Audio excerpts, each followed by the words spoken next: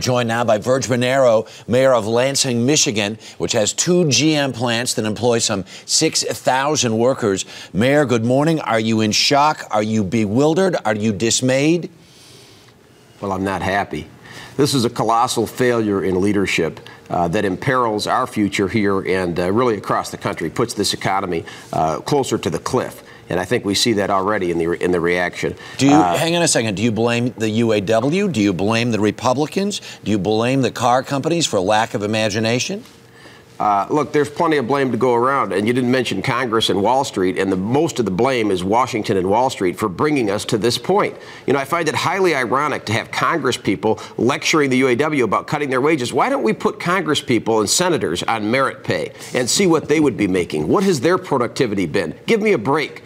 They're leaking, they're flowing red ink out of Washington. They print money, and then they're going to lecture. And Wall Street, the Wall Street wizards that brought us to this point, you know, what the UAW and the Big Three are guilty of is raising the standard of living in this country, not just for union workers, but for all workers. Because the reason that the workers at the non-union plants get paid what they do, which is, I guess, a decent wage, is thanks to the UAW.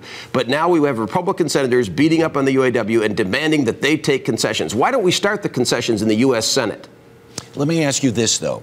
If it hinges on whether or not the UAW makes concessions or not, isn't it incumbent upon the UAW to make the concession to save the industry? And the UAW has made concessions. The UAW has made historic concessions, and I'm sure they're willing to make more. Is the U.S. Senate going to dictate exactly what an automaker works? Again, I think it's the height of hypocrisy for them to be demanding that we go down to you know, standards of competitors overseas. They've outsourced our standard of living by trade agreements that are not fair. They've already made an unlevel playing field where the American worker can't compete. You know, when we competed in China on a level playing field in the Olympics, we brought back the gold. The American worker today can bring back the gold if we can level that playing field. Any chance the President of the United States pops $15 billion of TARP money to save this deal? I'm glad you asked that, because due to this colossal failure in the U.S. Senate, now it's up to the President and the Treasury Secretary. And I call on the President, and I think working Americans will appreciate the President stepping in and pull us back from the precipice, pull us back from the economic cliff, because this is the thing that could push us from recession to depression. For God's sakes, I hope the President acts. Virg Bernero, thank you so much for your time this morning. Thank you. You bet. All right.